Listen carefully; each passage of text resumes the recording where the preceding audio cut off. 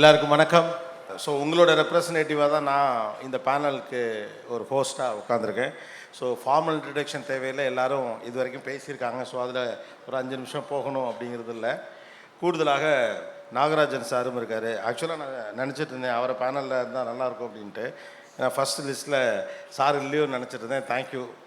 Okay, ஆக்சுவலாக இதில் என்ன நடந்திருக்கு இப்போ அப்படின்னா, ஃபஸ்ட்டு ஒரு கிளாரிட்டி கிடைக்குது. ஒருத்தர் வந்து எல்லாத்தையும் டிஜிட்டலைஸ் பண்ணிவிடுங்க, ஏஐ டூல்ஸை யூஸ் பண்ணுங்கள் அப்படின்னு சார் சொல்லி முடிச்சுட்டு போனோடனையும் சார் வந்து சொல்கிறாரு, நீ டிஜிட்டலைஸ் பண்ணுறதெல்லாம் அப்புறம் வச்சுக்க, முதல்ல சப்ளை செயின் மேனேஜ்மெண்ட்டை பண்ணி முடி, அது ஒழுங்காக இல்லைன்னா ரிவர்ஸில் போயிடும், அப்போ தப்பாக போயிடும் அப்படின்னு சொல்லிட்டு.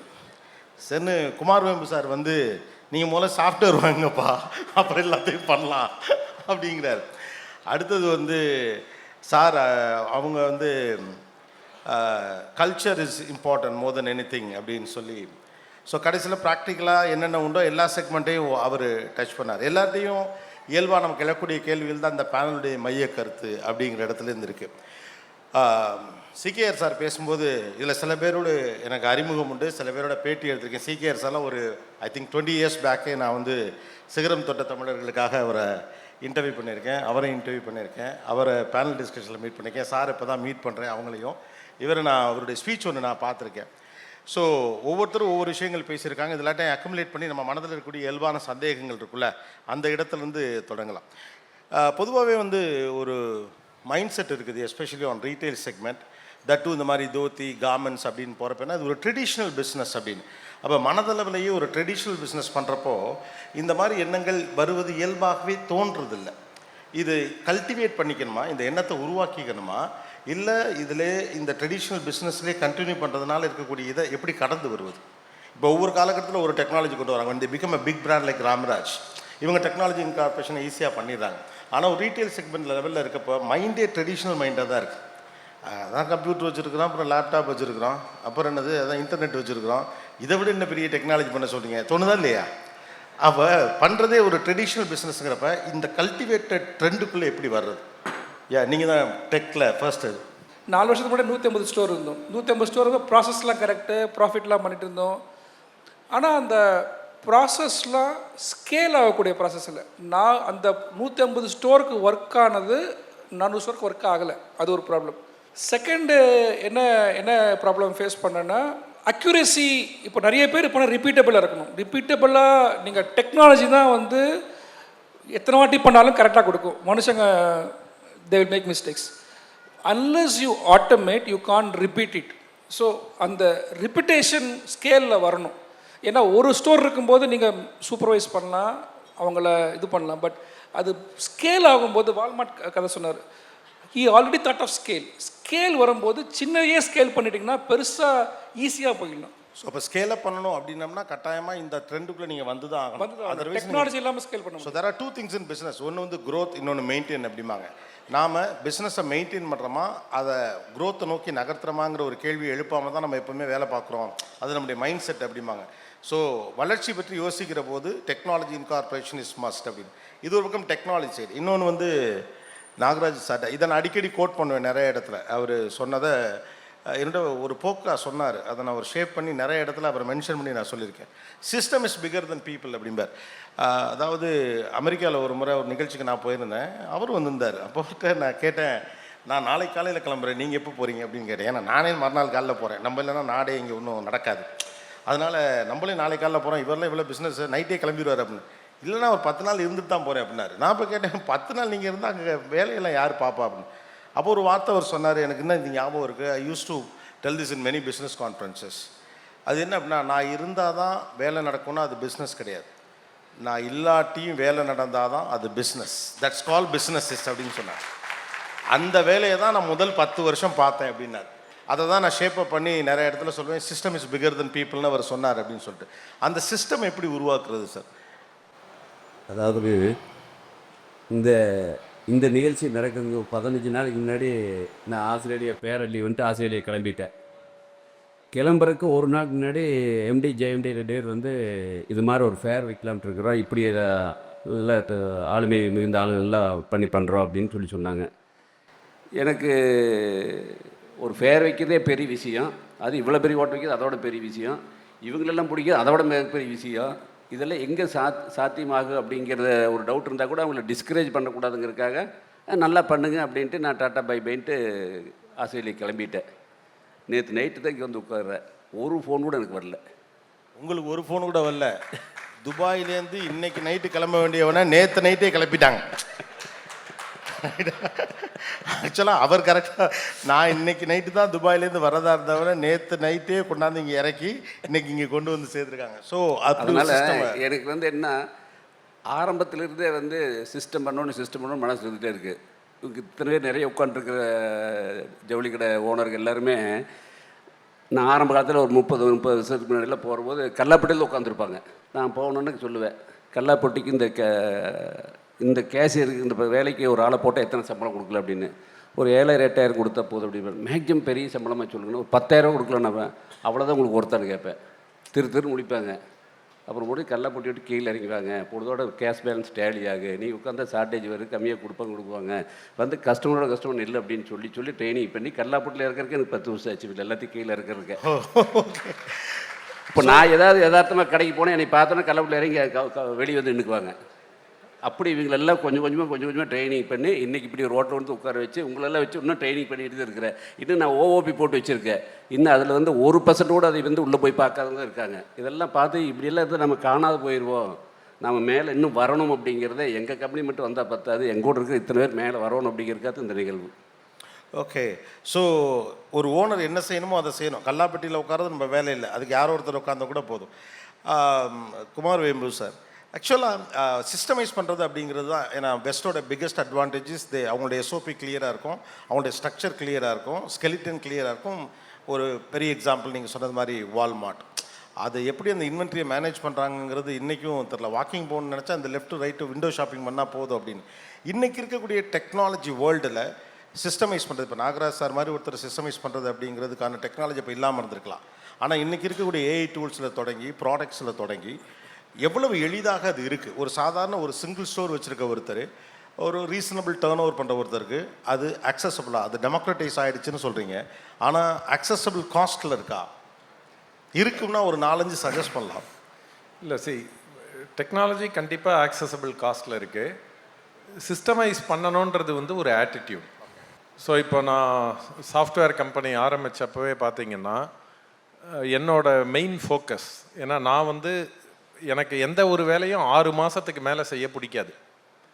ஸோ என்னோடய க்ரோத்துக்கு பெரிய காரணம் வந்து அந்த ஆட்டிடியூட் சொல்லுவோம். 6 மாதம் கழிச்சு எனக்கு போர் அடிச்சிடும், அது புதுசாக இதுலையாவது வேலை பார்க்கணும், அந்த மாதிரி ஒரு ஆட்டிடியூட். அப்போது சிஸ்டமைஸ் பண்ணணும் அப்படின்னா ஃபஸ்ட்டு நம்ம பிஸ்னஸில் என்ன பண்ணுறோம், எல்லாமே சரியாக ஒர்க் ஆகுது அப்படின்ற அந்த ஹாப்பி பாத்லேயே ஃபோக்கஸ் பண்ணுறோம். பட் என்னுடைய ஃபோக்கஸ் எப்பொழுதுமே எது தப்பாக போகுது, அப்போ அந்த தப்பு நடக்காமல் இருக்கணும்னா சிஸ்டமை எப்படி நம்ம ஸ்ட்ரென்தன் பண்ணணும். அப்போ நீங்கள் ஒரு தப்பையும் அந்த தப்பை கண்டுபிடிச்சவங்கள நம்ம என்கரேஜ் பண்ணணும். அவங்க வந்து இது ப்ராப்ளம் ஆயிடுத்துன்னு நம்மளுக்கு தெரியப்படுத்தணும்ல. ப்ராப்ளத்தை மூடி மறைக்கிற மாதிரி கல்ச்சர் இருந்ததுன்னா சிஸ்டமைஸே ஆகாது. அப்போ ப்ராப்ளத்தை எல்லாரும் வந்து ஓப்பனாக பேசணும், ப்ராப்ளத்தை வந்து நம்மக்கிட்ட சொல்லணும். அப்போ தான் அதுக்கு சொல்யூஷன் கண்டுபிடிச்சி சிஸ்டமைஸ் பண்ணலாம். அப்போ ரொம்ப முன்னாடியே நான் வந்து இந்த கவ் இன் த டிச் ஸ்டோரி அப்படின்னு ஒன்று நம்ம எம்ப்ளாயீஸ்க்கு எல்லாருக்கும் சொல்லுவோம். அப்படின்னா இப்போ ஒரு பசுமாடு வந்து ஒரு குழியில் விழுந்து கிடக்குன்னு வைங்க. அப்போ அதை பார்த்துட்டு ஒருத்தன் பார்க்காத மாதிரி நடந்து போகலாம், ஏன்னா நம்ம அதை பார்த்தோன்னா தூக்கி விடணுன்ற இது வரும். அப்போ மூஞ்சியை திருப்பிட்டு நம்ம நடந்து போயிடலாம். ரெண்டாவது வந்து அந்த பசுமாட்டை மட்டும் ஊரை கூப்பிட்டு வெளியில் தூக்கி விட்டுட்டு போகலாம். மூணாவது அதுக்கப்புறம் அந்த குழியை மூடிட்டு வேற பசுமாடு போகாத மாதிரியும் பார்த்துட்டு போகலாம். இப்போ நம்ம பிஸ்னஸில் வந்து ஒரு சிஸ்டமேட்டிக்காக பண்ணணும் அப்படின்னா நம்மளோட ஆட்டிடியூடு வந்து எங்கெல்லாம் நம்ம விழறோமோ அந்த இடத்துல அந்த பள்ளத்தையும் மூடிட்டு அந்த இடத்துல வேற யாருமே விழமாட்டாங்க அப்படின்ற மாதிரி அதுக்கு நம்ம சிஸ்டமில் என்ன சேஞ்ச் பண்ணணும், அதுக்கு பீப்புளுக்கு என்ன ட்ரைனிங் பண்ணணும், அது மாதிரி. இதில் ரெண்டாவது ஆட்டிடியூடு வந்து விழுந்தா முதல்ல நம்ம யார் விழுந்தானோ அவனை திட்டுறோமா, இல்லை நம்ம கம்பெனியில் சிஸ்டம்ஸு டூல்ஸு ப்ராசஸ் ட்ரைனிங் அதெல்லாம் சரியாகவே இல்லை, அது எல்லாம் சரியாக இருக்குன்னு தெரிஞ்ச உடனே தான் கடைசியாக அவனை திட்டுறமான்றது. ஏன்னா நிறையா இடத்துல நம்மளோட ஃபஸ்ட்டு விஷயமே வந்து விழுந்தவனை திட்டிட்டு போயின்னே இருக்கிறது. அப்போ சிஸ்டமைஸ் ஆக மாட்டோம்.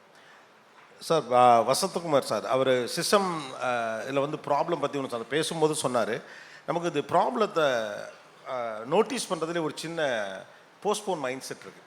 அது எதுக்கு அதை வேறு தலையில் தூக்கி சுமந்துக்கிட்டு நல்லா தான் இருக்குது நம்பிக்கிட்டே இருக்கிறது ஒன்று இருக்குல்ல. ஆக்சுவலாக இங்கே பாதி பேருக்கு மேலே அப்படி தான் இருப்பாங்க, நாவல் கூட அப்படி தான் நல்லா தான் இருக்குது நம்ம நம்பிக்கிட்டே இருப்போம். நமக்கே தெரியும் அங்கே ஏதோ ஒரு கோளாறு இருக்குது அப்படின்னு. எஸ்பெஷலி சப்ளை செயினில், ஏன்னா scalability is connected to supply chain அப்படிங்கிறப்போ ப்ராப்ளத்தை ஃபிக்ஸ் பண்ணாமல் அது மேலேயே பிஸ்னஸை ரன் பண்ணிக்கிட்டு இருக்கிறது இருக்குல்ல. அப்படி நடந்தால் என்ன ஆகும்? அது எவ்வளோ பெரிய விளைவை உருவாக்கும்? நார்மலாக ப்ராப்ளத்தை ஃபோக்கஸ் பண்ணுறதுக்கு ஒரு ஸ்டெப் முன்னாடி நம்ம குறிக்கோள் என்னங்கிறது, இப்போது ஒரு ஸ்டோருக்கோ சரி என்ன பிஸ்னஸ்க்கோ ஒரு சிங்குலர் அப்ஜெக்டிவ் இருக்கும். இப்போது ஜிஆர்டியில் சொன்னீங்கன்னா they have a goal, I want to employ 1 lakh employees. Or இப்போது you can size of business or size of profit. ஒரு குறிக்கோள் முதல்ல கொண்டு வந்துடணும், மிஷன்னும்பாங்க. அந்த மிஷன் வந்து எல்லா எம்ப்ளாய்க்கும் அவங்களுக்கு புரிய லெவலில் கன்வெர்ட் பண்ணிடணும். ஸோ ஒன்ஸு அவங்க இப்போ நாங்கள் 1000 கோடி பண்ண போகிறோன்னா எம்ப்ளாயிக்கு வந்து அது 1000 கோடி முதலாளி பண்ணால் எனக்கு என்னங்க தான் பார்ப்பாங்க. அவங்களுக்கு வந்து உன்னுடைய க்ரோத் இருக்குது, உனக்கு எவ்வளோக்கு எவ்வளோ நீ க்ரோத் பண்ணுறியோ அவ்வளோக்கு எவ்வளோ உனக்கும் கெரியர் இருக்குதுன்னு அவங்களுக்கு கிளாரிட்டி கொடுக்கணும். அதே மாதிரி ஸ்டோர் லெவல்லையும் ஸ்டோர் ப்ராஃபிட்டுங்கிறது இம்பார்ட்டன்ட் மெஷர் எல்லோரும் வச்சுருப்பாங்க. ஸ்டோர் ப்ராஃபிட்டு தன்னால் வராது, அது வந்து எல்லாமே ஒழுங்காக இருந்தால் தான் வரும். ஸோ இந்த மாதிரி பிஸ்னஸில் இது வருங்கிற குறிக்கோள் கொண்டு வந்துட்டா அப்போ என்ன பண்ணுவாங்க, இந்த ப்ராப்ளம் இல்லை எந்த ப்ராப்ளமாக இருந்தாலும் அவங்களே வெளியில் கொண்டு வந்துடுவாங்க. ஸோ எந்த ப்ராப்ளத்தையும் மறைச்சிட்டு இருக்க வேண்டியதில்லை, ஏன்னா அந்த குறிக்கோள் ரியலைஸ் ஆகாது. So mission important, problem will automatically surface. Okay, ஒரு பக்கம் மிஷன் இம்பார்ட்டன்ட் மாதிரி அவங்க சார் வந்து அவங்க சொன்னாங்க, அவங்க அப்பா வந்து சில வேல்யூ சிஸ்டம் சொன்னாங்க. அனந்தபத்மநாபன் சார் பேசினப்போ ஒரு கம்பெனிக்கு ப்ராஃபிட்டு இதெல்லாம் ஒரு பக்கம் இருக்கிறது மாதிரி விஷன் ஸ்டேட்மெண்ட் மிஷன் ஸ்டேட்மெண்ட் இருக்க மாதிரி அதோட ஒரு வேல்யூ அட்டாச் ஆகிருக்கிறது அவசியம்னு நினைக்கிறீங்களா? ஏன்னா அப்போ தான் அந்த பிஸ்னஸ் மேலே ஒரு எக்ஸைட்மெண்ட் இருக்கும்னு நம்புறீங்களா? சார் 100% வேணும் சார். இப்போது நீங்கள் கேட்டிங்க டெக்னாலஜி முக்கியமானு கேட்குறீங்க, சுவாசம் முக்கியமா ஆக்சிஜன் முக்கியமா அந்த மாதிரி கேட்குற மாதிரி இருக்கு. You just have to accept it. இப்போது எதுக்காக வேல்யூஸ் அப்படின்னு சொல்கிறோன்னா, சரி நம்ம வந்து நம்ம ஃபேமிலி வேல்யூஸ் இருக்குது, மேபி மை சில்ட்ரன், எங்கள் அப்பா அம்மா, எங்கள் ஒய்ஃபு, எங்கள் பிரதர் எல்லாம் கேட்பாங்க. பட் எம்ப்ளாயிஸ் ஏன் கேட்கணும், சப்ளையர்ஸ் ஏன் கேட்கணும், வெண்டர்ஸ் ஏன் கேட்கணும்? இப்போ கஸ்டமர் தான் கடவுள் அப்படின்னு நான் நினச்சா பத்தாது இல்லை, ஸ்டாஃபும் நினைக்கணும், எம்ப்ளாயிஸ் நினைக்கணும், வாட்ச்மேன் நினைக்கணும், வேலை டிரைவர் நினைக்கணும், ஜிஎம் நினைக்கணும், சிஓ நினைக்கணும். இதுக்கெல்லாம் வந்து சம்டைம்ஸ் மூளைக்கும் ஹார்ட்டுக்கும் அந்த கனெக்ஷன் யூஸ் பண்ணுறது கூட ஒரு பிஸ்னஸ் தத்துவம் தான். எல்லாமே சொல்லி கொடுத்தா வராதில்ல, சிலது இங்கேருந்து வேலை செய்யணும் இல்லையா? It's a very powerful connection. அது வந்து பாசிட்டிவாக யூஸ் பண்ணுறது தப்பு என்ன இருக்குது? நம்ம நல்லதானே சொல்லி கொடுக்குறோம். இப்போது இந்தியாவோட ஃப்ளாக் வந்து வச்சு நம்ம மிதிப்போமா? இட்ஸ் அ ஃப்ளாக் தானே, நம்ம கண்ட்ரி கிடையாது, அது ஒரு வேல்யூ தானே. இல்லைங்க இந்தியா ஃப்ளாக்னா மடித்து அதை கொடுக்குற மரியாதை கொடுக்கணுங்கிறது சொல்லி கொடுக்கறதுல என்ன தப்பு இருக்குது? ஸோ ஒரு பிஸ்னஸில் வந்து அதோட மெக்கானிசம் இதெல்லாத்தையும் தாண்டி அது மேலே ஒரு வேல்யூ அட்டாச் பண்ணுறப்ப அது மேலே ஒரு ரெஸ்பெக்ட் தானாகவே வந்துடும் அது ஒரு நினைக்கிறேன். பவர்ஃபுல் டூல், அதை ஏன் யூஸ் பண்ணக்கூடாது? That's what I want to know that. ஏன்னா இன்னைக்கு கான்டெம்பரரியாக வரப்போ we talk much about technology mission and other things. ஆனால் நம்ம மாதிரியான ஒரு பேக்ரவுண்ட்லேருந்து வரப்போ வேல்யூ அட்டாச் பண்ணுறப்ப அந்த பிஸ்னஸ் மேலே ஒரு சின்சியாரிட்டி இயல்பாகவே கூடுதலாகத்தானே இருக்கும். சார் நீங்கள் லாங் டேர்ம் யோஜனை பண்ணிங்கன்னா இன்றைக்கி பணம் பண்ணுறது ரொம்ப ஈஸி சார். டெய்லி பண்ணணும், ரொம்ப வருஷத்துக்கு பண்ணணும்னு வேல்யூஸ் இல்லாமல் பண்ண முடியாது. கிரேட். ஆக்சுவலாக எப்படி சிஸ்டம் இஸ் பிகர் தென் பீப்புள்னு நாகராஜன் சார் சொன்னார், அது மாதிரி சிகேஆர் சார் ஒன்று சொன்னார், அதை நான் அவர்கிட்ட கூட சொல்லிட்டு இருந்தேன். அது அந்த வயசில் நான் கேட்குறப்ப எனக்கு ரொம்ப ஆச்சரியமாச்சு, இவர் என்ன தலையில் சொல்கிறார் ஒரு விஷயத்துன்னு. பட் அதுக்கப்புறம் ஒரு 100 மேடையில் நான் அதை சொல்லியிருப்பேன். எல்லாருமே இப்போ இதுமாதிரி என்னென்னு சொல்லுவோன்னா, விசுவாசிகள் பக்கத்தில் இருக்கணும், விசுவாசமானவங்களை வச்சுக்கணும் அப்படின்னு சொல்லுவாங்க. நான் என்னோடய இன்டர்வியூவில் 20 years back I think CavinKare ஆஃபீஸில் கேட்குறப்ப அவர் ஒன்று சொன்னார், விசுவாசியை தூரத்தில் வை, வேலைக்காரரை பக்கத்தில் வை அப்படின்னார். ஏன்னா விசுவாசி உங்கள் குட் புக்ஸில் தான் இருக்க ட்ரை பண்ணுவார், உங்கள் மனசு கோணாமல் இருக்குன்னு நினைப்பார், சங்கடப்படுவாரே அப்படின்னு. ஆனால் வேலைக்காரர் கரெக்டான வேலையாளாக அவர் இருந்தால் அவர் இது தப்பு சார், இது ஒர்க் அவுட் ஆகாது அப்படின்னு சொல்லிடுவார் அப்படின்னு. எனக்கு அப்போ எனக்கு இது அக்செப்ட் பண்ண முடியல. ஆக்சுவலாக அந்த ஏஜாக இருக்கலாம், probably I was very young that time. அதை அக்செப்ட் பண்ணோம்ல ஒரு 10 பேர்ட்டு 20 பேர்ட்டு கேட்டுப்பேன், எந்த புக்லேயும் வேறு அது இல்லை. ஸோ அவருக்கான ஒரு செட் ஆஃப் ரூல்ஸை வச்சு உருவான ஒருத்தர். நமக்கு நிறைய பேருக்கு தெரியாது, நம்ம யூஸ் பண்ணிட்டு இருக்க பல பொருள் அவங்க கம்பெனிலேருந்து வர்றது தான் அப்படின்னு. பல பொருட்கள் நம்ம யூஸ் பண்ணிட்டு இருக்கிறது கெவின் கேரோட ப்ராடக்ட் நமக்கு தெரியாது. அது வேணும்னே அவர் ரகசியமாக அப்படி எல்லாமே அவரே பண்ணிக்கிட்டு சத்தம் இல்லாமல் இருக்காரா, இல்லை அது ஒரு ஸ்ட்ராட்டஜியா அப்படிங்கிறதும் எனக்கு தெரியல. ஆக்சுவலாக ஒரு ரீட்டைல் ஸ்டோர் வச்சுருக்கோம், 2 ரீட்டைல் ஸ்டோர் வச்சுருக்கோன்னா அதுலேயே வந்து ஒரு இண்டிவிஜுவல் ஓனரான பல ரோலை ப்ளே பண்ண முடியலை. மேனேஜ் பண்ணுறது, அக்கௌண்ட்ஸை மேனேஜ் பண்ணுறது, எம்ப்ளாயீஸை மேனேஜ் பண்ணுறது, லாஜிஸ்டிக்ஸை ஹேண்டில் பண்ணுறது, ஸ்கேலபிலிட்டி, இப்படி பல விஷயங்கள் இருக்குது. இதில் 10க்கு ஏஐ டூல்ஸை யூஸ் பண்ணுங்கிறாரு, அவர் சாஃப்ட்வேரை வாங்குங்கிறாரு. நாங்கள் எவ்வளோ வேலை தான் செய்கிறதுன்னு. ஆனால் நீங்கள் எப்படி இவ்வளோ ப்ராடக்ட்ஸ் பண்ணுறீங்க? ஒரு கம்பெனியே, ஒரு நிறுவனம், ஒரு ஒரு ஸ்டோரே மேனேஜ் பண்ணுறது சிரமமாக இருக்குது. அது கொஞ்சம் அயற்சியாக இருக்குது. நீங்கள் எப்படி இவ்வளோ ப்ராடக்ட்ஸ் பண்ணுறீங்க? அது ஒரு ஃபார்முலா தானா, இதை பிடிச்சா அதை பிடிச்சிடலாம் அப்படின்னு? நாங்கள் எப்படி பண்ணுறோன்னு பார்த்தீங்கன்னா டீம் தான். ஏன்னா ஒவ்வொரு பண்ணுறதுக்கும் ஒரு திறமையான டீம் மெம்பர்ஸ் இருக்காங்க. அப்படி பண்ணக்குள்ள இப்போ ஷாம்பு பண்ணுறதுக்காக ஒரு 5 மெம்பர் டீம் இருக்காங்க. அதில் என்ன ஃபார்முலா கேட்டாலும் அவங்க பண்ணுவாங்க. அதை மாதிரி க்ரீம் பண்ணணும்னா அதை மாதிரி அதில் ஒரு 5 மெம்பர் டீம் இருக்காங்க. இப்படி பார்த்தீங்கன்னா அவங்க இருப்பாங்க. இன்னும் ஒரு 4 க்ரீம் மேலே அதிகமாகணும்னா இன்னும் 2 பேரை கூட்டுவாங்க ஆர்என்டியில் பண்ணட்டில். ஆனால் அவங்களுக்கு எல்லாருக்கும் ஒரே ஃபார்முலா தான். எந்த மாதிரி அவங்களுக்கெல்லாம் பார்த்தீங்கன்னா உலக அளவில் என்னென்ன ப்ராடக்ட்ஸ் இன்ட்ரடியூஸ் ஆகிருக்கு லேட்டஸ்ட் லாஸ்ட் மந்த் வரலும், எது ப்ராடக்ட் ரொம்ப நல்லா போகுது அப்படின்ற இன்ஃபர்மேஷனை அவங்களுக்கு ஃபீட் பண்ணிடுறோம். புரியுதுங்களா? அப்புறம் இதுக்கப்புறம் எடுத்து இங்கே நம்ம இந்தியாவில் எது மாதிரி இது பண்ணலாம், என்ன ஐடியா க்ரியேட் பண்ணலாம், அந்த ப்ராடக்ட் வந்து எப்படி க்ரியேட் பண்ணும். நாங்கள் என்ன பண்ணுறோம், ஒன்றும் ஐடியா ஃபஸ்ட்டு ப்ரெசென்ட் பண்ண சொல்கிறோம் சயின்டிஸ்ட் எல்லாமே. ஓகே, மார்க்கெட்டிங் இதே மாதிரி தான். ஐடியாவை 3 வகையாக பார்க்குறோம். 10 gram idea, 100 gram idea, 1000 gram idea. எல்லாம் 100 கிலோ 200 கிலோன்னு பேசிட்டு இருக்கல, ஒரு ஐடியா முழுக்க 10 கிராம் 100 கிராம். ஆமாங்க, ஐடியா கொடுக்கறதே ஐடியா இல்லாமல் இருந்தால் என்ன சட்டியில் இருந்தானே ஆப்பையில் வரும். Great ideas are very important. Idea measure பண்ணக்குள்ள சில சயின்டிஸ்ட் வந்து பார்த்தீங்கன்னா 6500 வச்சுருக்காங்க இந்த ஏப்ரல்லேருந்து வரலாம். சில பேர் வந்து பார்த்தீங்கன்னா 1300 1400 இருக்காங்க. எல்லாமே 100 கிராம் 10 கிராமில் பண்ணுறாங்க. சில பேர் பெரிய லெவலில் திங்க் பண்ணுறாங்க, ஐடியாஸை பிரேக் த்ரூ ஐடியா கொடுக்குறாங்க.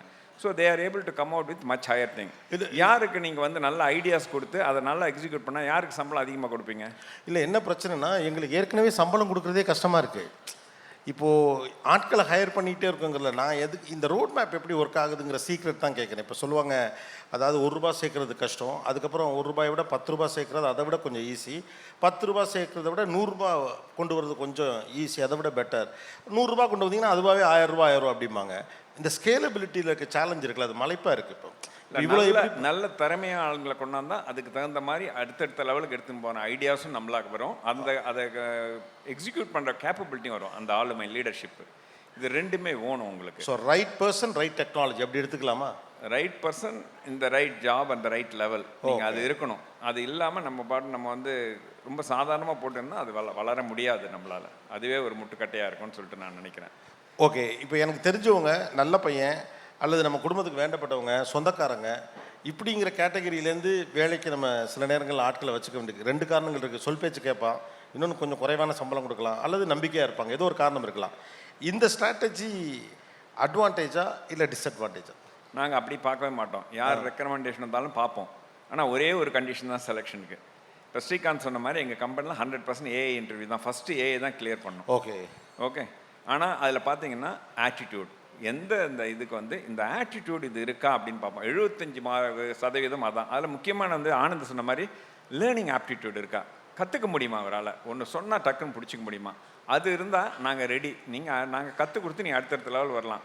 ஐடியா கிரியேட் பண்ணுவியா, நீ எந்த அளவுக்கு இருக்குன்னு வேரியஸ் ஆட்டிடியூட் அசஸ் பண்ணுறோம். இருந்தால் உனக்கு சப்ஜெக்ட் நாலேஜ் கம்மியாக இருந்தால் கூட பரவாயில்லை, நீ கற்றுக்கக்கூடிய கெப்பாசிட்டி இருக்குது, ஒன்றை வளர்க்குறோம், நீ வளரக்குள்ள கம்பெனியை நீ வளர்ப்ப.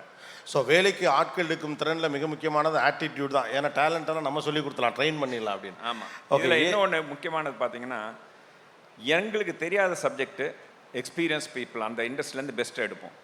எங்களுக்கு தெரிஞ்ச சப்ஜெக்டாக இருந்தால் பெஸ்ட் பைப்பிலும் எடுப்போம், ஆட்டிடியூடும் பார்த்துப்போம். எங்களுக்கு தெரிஞ்ச சப்ஜெக்டாக இருந்தால் fresher lesser this thing but great attitude எடுத்து நாங்கள் ட்ரெயின் பண்ணோம். 5-6 மாதத்தில் அவங்க டெவலப் பண்ணிவிடுவோம். ஓகே, இது நல்ல ஃபார்முலா சார். தெரிஞ்ச இண்டஸ்ட்ரினா வேலை நம்ம சொல்லி கொடுத்துடலாம், ஆட்டிடியூட் மட்டும் இருந்தால் போதும், அவங்கள டெவலப் பண்ணிக்கலாம். ஸோ காஸ்ட்டும் கம்மியாக இருக்கும். ஆமாம், absolutely. That's the best way and they will come because they grow, they will also be happy to stay with you. ஆமாம், அவங்களுக்கு ஒரு பாண்டு கிடைக்கும். வளர்ச்சி இல்லை, டக்குன்னு வளர முடியும்ல. ஓகே, கற்றுக்கின அப்புறம் நீங்கள் சம்பளம் கம்மியாக கொடுத்தீங்கன்னா போயிடுவாங்க. கற்றுக்க சம்பளம் கொடுத்தீங்கன்னா கொடுக்கலாம், அவங்களும் கான்ட்ரிபியூட் பண்ணாங்க, சம்பளத்தையும் ஏற்றி கொடுத்துக்கினே போகலாம். நீங்கள் நிறைய ஏஐ டூல்ஸ் பற்றி சொன்னீங்க. ஆக்சுவலாக சில நேரங்களில் வந்து கொஞ்சம் அதை இப்போ பல இடங்கள் பார்த்தீங்கன்னா சில கடைகளுக்குள்ளே போகவே மாட்டோம். ஏன்னா நம்மளாவது நினச்சிப்போம் இந்த கடை காஸ்ட்லியாக தான் இருக்கும். ரொம்ப நாள் கழிச்சு அந்த கடைக்குள்ளே போனால் தான் தெரியும் நம்ம வாங்குற கடையை விட இந்த கடையில் விலை கம்மியாக தான் இருக்குது அப்படின்னு சொல்லிட்டு. டெக்னாலஜி கூட கொஞ்சம் அப்படி தான். என்ட்ரி லெவலில் ஒரு chat GPT, Grok 4th version, 5th version, இல்லை ஜெமினி புதுசாக ஒரு ப்ராடக்ட் கொண்டு வந்திருக்காங்க, பெர்ப்ளெக்சிட்டி இப்படின்னு சொன்னால் டே கூகுளே தலை சுற்றுது அப்படிங்கிற மாதிரி இருக்குது. Can you suggest some of the simple AI tools which helps retail owners? சின்ன சின்ன டூல். ஒன்றுமே இல்லை. இப்போ என்னுடைய செல்ஃபோனில் சாட் ஜிபிடி ஆப் இருக்குது. மாதம் 200 300 எல்லா கொஸ்டின்ஸ் கேட்கலாம். எனக்கு என்ன மெடிசன் வாங்கலேருந்து இன்றைக்கி ஸ்பீச்சு எப்படி பண்ண வரைக்கும் நான் இதில் தான் கேட்டிருக்கேன். ரீட்டைல் ட்ரெண்டு நான் பேசின பாதி ட்ரெண்டு நான் வேலிடேட் பண்ணேன் இதை வச்சு தான். ஏன்னா நான் எக்ஸ்பீரியன்ஸில் பார்த்துருக்கேன். But is it what really இஸ்னா கரெக்டாக அது ஆமாம் நீ சொல்கிறது எல்லாம் கரெக்டு, இப்படி தான் டீட்டெயில் போகுது. என்னோடய பாதி ஸ்பீச் இன்றைக்கி சாட் ஜிபிடி ப்ராம்ப்ட் பண்ணது தான். ஓகே, சாட் ஜிபிடி ஆக்சுவலாக இப்போ சாட் ஜிபிடி மாதிரியான டூலில் தமிழ்லையும் ப்ராம்ப்ட் பண்ண முடியும் தானே? இன்ஃபேக்ட் நாங்கள் எக்ஸாம்பிள் சொன்னேன் உங்களுக்கு காலையில். இந்த திருப்பாவை ஒரு கொஸ்டின் பசங்க ரேஸ் பண்ணாங்க, எனக்கு ஆன்சர் தெரியல. எங்கள் தமிழ் ஐயா இருந்தால் கேட்டிருப்பேன், அவரும் இல்லை. இந்த இலங்கை ஜெயராஜை போய் நான் போய் கேட்க முடியாது. நான் சாட் ஜிபிடி கேட்டேன், கரெக்டாக சொல்லிடுச்சு ஆன்சர்ஸ். இன்னைக்கு answers are of finger tips. நீங்கள் எதுவுமே உங்கள் சாம்சங் ஃபோன்லேயோ ஆப்பிள் ஃபோன்லேயோ எல்லாம் இருக்குது. நீங்கள் சாதாரணமாக உங்கள் ஃபோனையே எப்படி ரைட்டாக யூஸ் பண்ண தெரிஞ்சாலே எல்லாமே சால்வ் பண்ணிடலாம். கொஞ்சம் ரீல்ஸ் பார்க்குறத குறைச்சிக்கிட்டு கொஞ்சம் இந்த மாதிரியான டூல்ஸ் கொஞ்சம் யூஸ் பண்ணி பார்க்கலாம் அப்படின்னு அவர் சொல்கிறாருன்னு நினைக்கிறேன். அது ரொம்ப மாடஸ்ட்டாக சொல்கிறார். பட் டெக் ஜெயண்ட்டு இந்த கொஷினை கேட்கலாம். Do you think at times technology is over rated sir?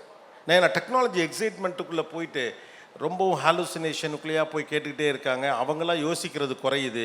அதாவது நேட்டிவ் இன்டெலிஜென்ஸ்னு ஒன்று இருக்குல்ல, ஒரு கிரவுண்டு. நீங்கள் சொன்னீங்க இத்தனை கஸ்டமர்ஸை நாங்கள் நேராக மீட் பண்ணியிருக்கோம் அப்படின்னு சொல்லிட்டு. இப்போ எனக்கு தெரிஞ்சு நாகராஜன் சாருடைய ஸ்ட்ரென்த்துமே நான் தான் பார்ப்பேன். As a marketing person I knows the ground better. So do you want a man machine combination or machine self is enough? எப்படி நினைக்கிறீங்க?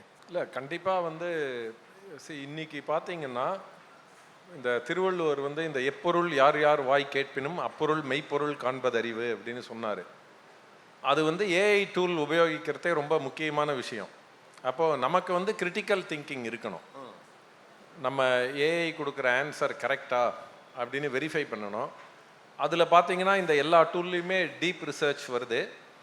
அதே மாதிரி அது சொல்கிற விஷயத்துக்கு சோர்ஸ் என்னன்னு நீங்கள் சைட் பண்ண சொல்லலாம். அப்போது நான் முக்கியமான கேள்விகளுக்கெல்லாம் வந்து அது சோர்ஸ் என்னன்றதை சைட் பண்ண சொல்லி, அந்த சோர்ஸ் வந்து ரிலையபிள் சோர்ஸா. இப்போ நான் வந்து ஒரு சில விஷயத்தை இப்போ டேக்ஸ் லாஸை பற்றி பார்க்குறேன் அப்படின்னா அது இன்கம் டேக்ஸ் டிபார்ட்மெண்ட்டோட நோட்டிஃபிகேஷனை தான் சோர்ஸாக சொல்லுதா, இல்லை ஒரு ரிலையபிளான ஒரு போர்ட்டலை சொல்லுதா, இல்லை ஃப்ரிவிலஸான ஒரு விஷயத்தை வந்து அது சோர்ஸாக காட்டுதா அப்படின்னு பார்ப்பேன். அந்த மாதிரி நம்ம அந்த சோர்ஸ் என்னன்ற சைட்டேஷன் இப்போ பெர்ப்ளெக்சிட்டியில் எடுத்தீங்கன்னா அது சோர்ஸோட கொடுக்குது. அதனால நம்ம போய் அதை வெரிஃபை பண்ணணும், சோர்ஸ் ரிலையபிளா அப்படின்றத. இப்போ மெடிக்கல் விஷயமா இருந்தது அப்படின்னா அதோடைய சோர்ஸ் வந்து ஒரு மெடிக்கல் ஜேர்னலையோ வேற எதையாவது சொல்லுதா, அந்த விஷயம் அதில் நிஜமாவே இருக்கா அப்படின்னு நம்ம பார்க்கணும். அப்போ இது வந்து ஒரு மனுஷனுக்கு வந்து இன்னைக்கு, அதாவது நம்மளுடைய ஒரு எஜுகேஷன் சிஸ்டம் எடுத்தீங்கன்னா நாலேஜ் இஸ் பவர் அப்படின்ற நம்பிக்கையில் வந்து நம்ம எஜுகேஷனை இண்டஸ்ட்ரியலைஸ் பண்ணிட்டோம். ஆனால் இன்னைக்கு நாலேஜ் வந்து நமக்கு ஃபிங்கர் டிப்பில் இருக்குது.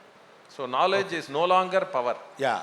பட் அதை கிரிட்டிக்கல் திங்கிங் பண்ணி ஆக்ஷனபிள் இன்சைட், ஸோ நான் என்ன செய்யணுன்றது அதுலேருந்து கிடைக்குதா. இப்போ நம்ம சிகேஆர் சொன்னார், ஒரு பறவையோட நோய்களை போட்டு ஒரு 3 நாளில் அவங்களால அந்த பறவைக்கு என்ன கொடுக்கணும்னு கொண்டு வர முடியுது அப்படின்னா, அந்த மனிதன் அவனோட அனுபவத்தை யூஸ் பண்ணி, அவங்களுடைய நாலேஜை யூஸ் பண்ணி, அவங்களுடைய கிரிட்டிக்கல் திங்கிங் யூஸ் பண்ணி இதுதான் சரின்னு சொல்லி வெட்டினரி டாக்டர்கிட்ட கேட்குறாங்க. முதல் பதிலையே கொண்டு போய் கேட்டிருந்தா வெட்டினரி டாக்டர் வந்து நீங்கள் பேஷண்ட்டாகவே இருக்க வேணாம்னு சொல்லிடுவார். இல்லை, அதுதான் நான் கேட்குறேன். ஏன்னா இப்போ நிறைய கன்ஃபியூஷன்ஸ் இருக்குது. இப்போ டெக்னாலஜி இன்கார்பரேஷனில் வந்து இப்போ சிம்பிளாக ஊர்லேருந்து வந்திருக்கக்கூடிய எல்லாருக்கும் எல்லாம் தெரியும் வாட் இஸ் சர்ச் இன்ஜின். இப்போ Perplexity claims their an answer engine. They are not like when I interviewed Arvind Srinivas, he said simply that this is a marriage between Google and ChatGPT. Okay, அப்போ எதுக்கு எதை use பண்ணோம் அப்படிங்கிற எக்ஸைட்மெண்ட்டில் எதையும் use பண்ணிட்டு போகிறது சில நேரத்தில் சிக்கலாக வருது அப்படிங்கிறதுக்காக தான் இந்த கொஸ்டினை கேட்டேன். Anyway since you are here, I just it's a curiosity when we are going to come up with a foundation model. இல்லை, அது ரொம்ப ஒரு பெரிய ஏரியா தான். ஆமாம், பெரிய ஏரியா. பட் முக்கியமான விஷயம் நீங்கள் கேட்டதுக்கு வந்து இப்போ நம்ம மனுஷனுக்கு அடிமையாக தான் நம்ம யூஸ் பண்ணுற டூல் இருக்கணும். ஸோ அப்போ முடிவுகள் வந்து நம்ம எடுக்கணும். அந்த முடிவுகளுக்கு நம்ம ரெஸ்பான்சிபிலிட்டி எடுத்துக்கணும், அந்த முடிவுகளுக்கு நம்ம அக்கௌண்டபிளாக இருக்கணும். அந்த பொறுப்போட இந்த ஏஐ டூல் எது யூஸ் பண்ணாலும் யூஸ் பண்ணணும். நான் ஏஐ சொல்லிட்டு பண்ணிட்டேன், முடிவு தப்பாக போச்சுன்னு யாரும் சொல்லக்கூடாது. அதுதான் கேட்குறேன். ஏன்னா இப்போ ஓகே, இப்போ எல்லாருமே நிறைய ஏஐ பற்றி பேசுகிறோம். we can come to evaluations, நம்ம தான் கன்க்ளூஷன்ஸுக்கு வரணும் அப்படின்னு சொல்லுவாங்க. நாகராஜ் சார், டெக்னாலஜி ஒதுக்கிட்டு நீங்கள் பார்க்குற வரைக்கும், ஏன்னா களத்தில் பார்க்குறீங்க, பிஸ்னஸில் ரீட்டெயிலர்ஸை, கஸ்டமர்ஸை, இப்படி பல விஷயங்கள் இருக்குது. சார் விஷயம் சொன்னார், ஒரு பொசிஷனிங், ப்ராடக்ட் பொசிஷனிங்கு, அப்புறம் எந்த பொருளை வச்சா விற்கும், எந்த பொருளை வச்சா விற்காது அப்படி. மறுபடியும் உங்களோட இது, அவங்களுடைய டி நகர் ஸ்டோர் திறந்தப்போ நான் சொன்னேன் அங்கே கூட்டமே இல்லை அப்படின்னு போய் அவர்கிட்ட நான் சொன்னேன்.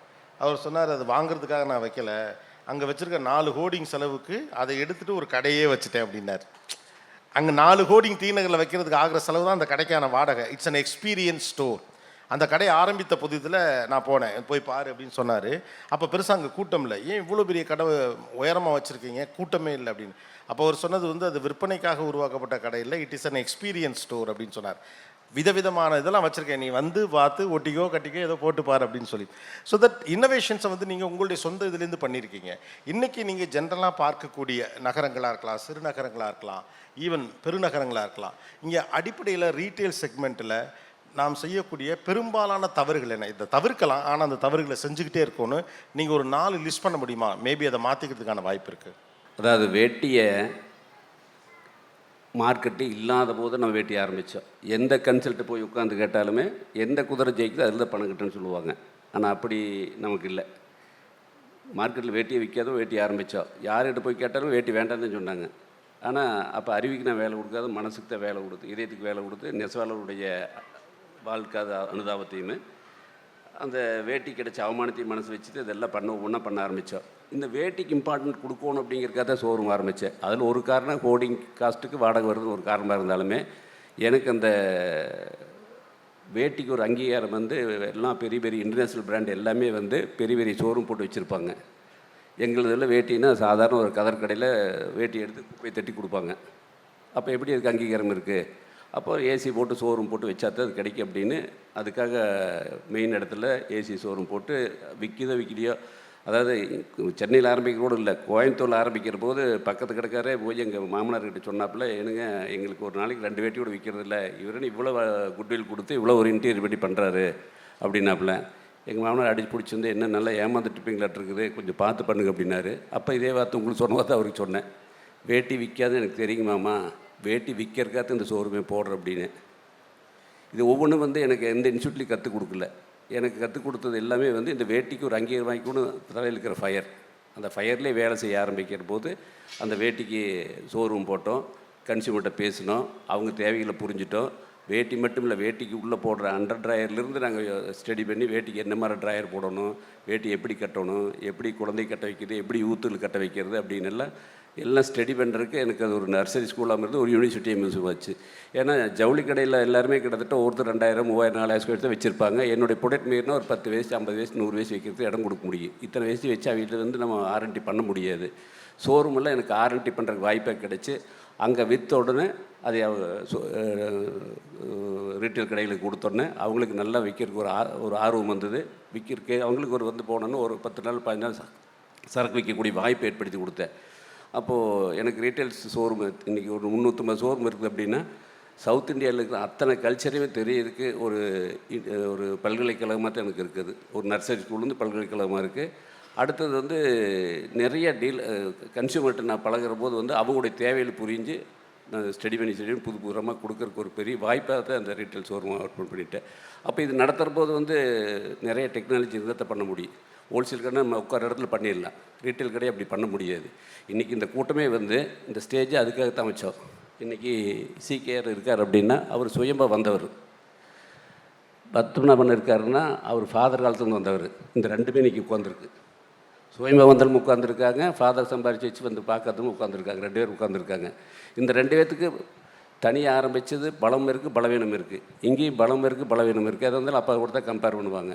சிவாஜி கணேசன் பையன் பிரபுக்கு வந்து சிவாஜி கணேசன் கம்பேர் பண்ணுவாங்க, சூர்யா வந்து சிவகுமார் தான் கம்பேர் பண்ணுவாங்க.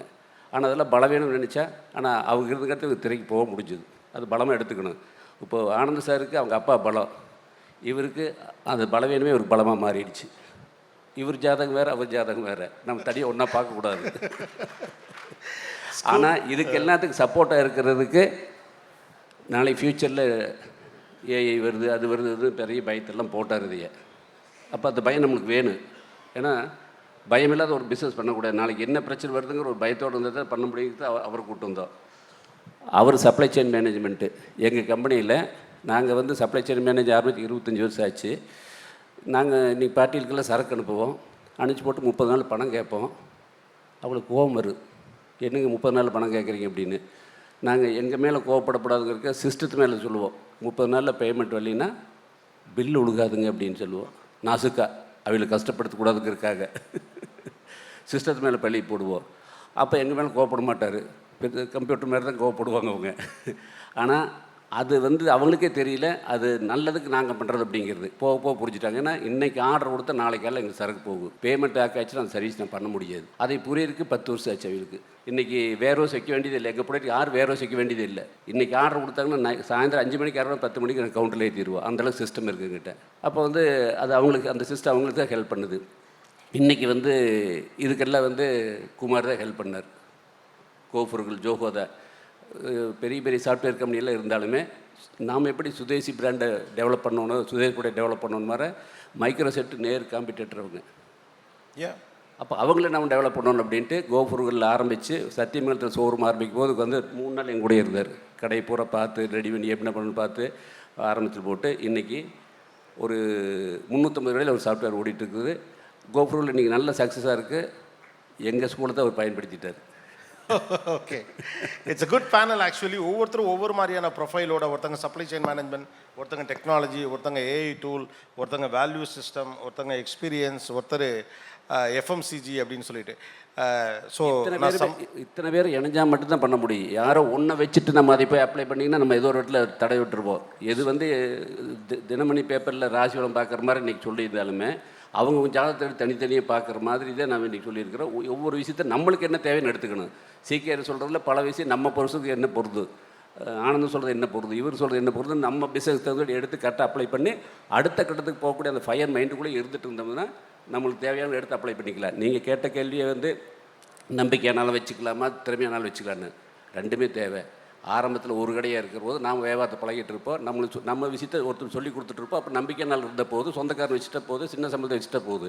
பட் அதே 10 கடை 20 கடை ஆகிற போது அவங்க வச்சு பண்ண முடியாது. சிஸ்டம் இருந்தால் தான் பண்ண முடியும். அப்போ ரெண்டுமே வேணும், ஏதோ ஒன்று வச்சு பண்ண முடியாது. இது என்னுடைய அனுபவத்தில் சொல்கிறேன் நான். ஆரம்பத்தில் வந்து அவர் சொன்னது மாதிரியே ஒவ்வொருத்தர் பேசியிலிருந்து எது தேவையானதோ அதை கரெக்டாக எடுத்து ஃபிக்ஸ் பண்ணிக்க வேண்டியதான். எனக்கு இன்ஃபர்மேஷன் இஸ் ஃப்ளட்டட். அடிப்படையில் ஒரு விஷயம் சொல்லுவாங்க, எந்த விஷயத்துக்கு பின்னால் ஒரு இமோஷன் வேணும் அப்படின்னு சொல்லுவாங்க. ஒரு தொழில் செய்கிறதா இருந்தாலும் சரி, இப்போது ஒரு படைப்பாக இருந்தாலும் சரி, அதுக்கு பின்னால் ஒரு இமோஷன். What kind of a business that we do, அது மேலே ஒரு இமோஷனல் கனெக்ட் இருக்கணும் அப்படிம்பாங்க. இப்போ வேட்டி விற்கிறீங்க அப்படின்னா அது வேட்டி, சட்டை விற்கிறீங்கன்னா அது சட்டை அப்படின்னு பார்த்தா அது வேட்டியும் சட்டையும் தான். அது தன் வாழ்நாளில் ஒருத்தர் மறக்க முடியாமல் கல்யாணத்தன்னைக்கு கட்டிட்டு போகிற ஒரு உடை. முதல் முறையாக சம்பாதிச்ச உடனே தன் தந்தைக்கு அண்ணனுக்கு அவனை வாங்கி கொடுக்குற பரிசு. இப்படி ஒரு ப்ராடக்ட் மேலே வேல்யூ ஆட் பண்ணுறப்ப ஆட்டோமேட்டிக்காக அது மேலே இமோஷன் உட்கார். The second layer is that இன்றைக்கி ரொம்ப முக்கியமானது டெக்னாலஜி. அது இன்றைக்கி நிறைய சொன்னாங்க. ஏன் அப்படின்னு கேட்டோம்னா நம்ம ரொம்ப நிறைய ரேஸை விட்டுட்டோம் ஆக்சுவலாக. நான் இடையில கூட இப்போ குமார் சார்ட்டு எப்போ நம்ம ஃபவுண்டேஷன் மாடல் பண்ண போகிறோன்னு கேட்டது, அது வேறு சப்ஜெக்ட் அது. பட் ஏன்னா எனக்குலாம் அந்த ஆதங்கம் இருக்குது, வெளியில் நம்ம பார்க்குறப்ப இவ்வளோ பண்ணியிருக்கோம், நம்ம என்ன பண்ணலை அப்படின்னு. டெக்னாலஜி இன்கார்பரேஷனை ஏர்லியாக எக்ஸ்ப்ளோர் பண்ணிட்டோம்னா நமக்கு அது ரொம்ப எளிதாகிடும். ரொம்ப சிம்பிளான விஷயங்கள் தான். சாட் ஜிபிடியாக இருக்கலாம், கிராக்காக இருக்கலாம், பேரெல்லாம் கேட்க தான் பயமாக இருக்கும். பெரிய அட்வான்டேஜ்னா இந்த தலைமுறை டெக்னாலஜியில் ஒரு பிக்கஸ்ட் அட்வான்டேஜ் இருக்குதுன்னு சொல்கிறாங்க. அது என்ன அப்படின்னா டெக்னாலஜியை சொல்லித்தரும். இதுக்கு முன்னால் அப்படி ஒரு வாய்ப்பு கிடையாது. ஃபாக்ஸ் ப்ரோவையோ, ஃபாக்ஸ் பேஸையோ, விண்டோஸையோ, டாஸையோ, சிஏஓ, C++ஐயோ, ஜாவாவையோ ரொம்ப கஷ்டப்பட்டு நீங்கள் கற்றுக்கணும். ஆனால் இன்றைக்கி ஒரு ஏஐ டூலை எப்படி பேசணும், ஏஐ டூல்னு அதுவே சொல்லி தந்துடும். இவ்வளோ எதுக்கு, ரொம்ப சிம்பிள். நான் ஒரு பேட்டி எடுத்துகிட்டு இன்றைக்கி ஈவினிங் வந்து ஒரு க்யூரியாசிட்டியில் இவரை கோபிநாத் பேட்டி எடுத்தால் என்னென்ன கேள்விகள் கேட்க வாய்ப்பு இருக்குதுன்னு நான் கேட்குறேன். அது ஹாலோசினேஷனில் அது செக் பண்ணி அது எனக்கு கொடுத்த 15 கேள்விகளில் நான் 8 கேள்வி அவரை கேட்டுட்டு வந்திருக்கேன். இவ்வளோ க்ளோஸராக இருக்குது. நான் 8 கேள்வி அவரை கேட்ட கேள்வி அது சொல்லிருச்சு. எது கோபிநாத் கேட்டால் என்னென்ன கேட்பார் அப்படின்னு.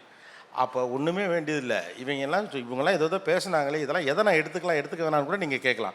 But don't depend. அவர் அழகாக அதை கிளாஸிஃபை பண்ணார். அது அவரும் சொன்னார், மென் நீ யாரை லூப்பில் வைப்பீங்க, மனுஷனையா இல்லை மெஷினையா அப்படின்னா, நான் மெஷினோட டிஸ்கஸ் பண்ணுவேன், ஆனால் மனுஷனை கேட்டு தான் முடிவு பண்ணுவேன். Critical thinking.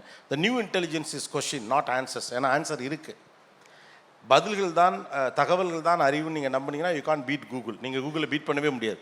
அது இந்த நிமிஷத்தில் கோபிநாத் எங்கே இருக்கான்னு கேட்டால் அது மேப்பில் காட்டி கரெக்டாக சொல்லிடுவோம், இவங்க எங்கே இருக்காங்கன்னு சொல்லிடும். அப்போ கஸ்டமர்ஸை கொஷின்ஸ் கேட்க தான் நமக்கு இந்த ஐடியா வரும். ப்ராடக்ட் பொசிஷனிங்லாம் இதுதான்.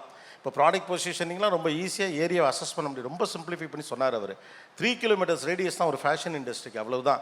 காய்கறி கடைனா மிஞ்சி போனால் 1/2 கிலோமீட்டர் தூரத்துலேருந்து தான் வரப்போகிறாங்க. அப்படிங்கிறப்ப எதை முன்னால் வைக்கணும், எதை பின்னால் வைக்கணும்னு நம்ம என்ன செய்ததையே திரும்ப செய்து கொண்டு இருப்பதன் வழியாக நம்மால் வளரவே முடியாது.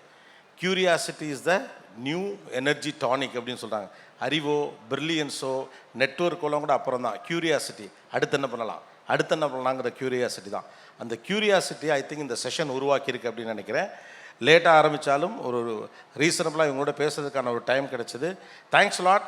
தேவையான விஷயங்களை எடுத்துக்கொண்டு அடுத்த கட்டத்தை நோக்கி நகர அனைவருக்கும் வாழ்த்துக்கள். Good luck, best wishes.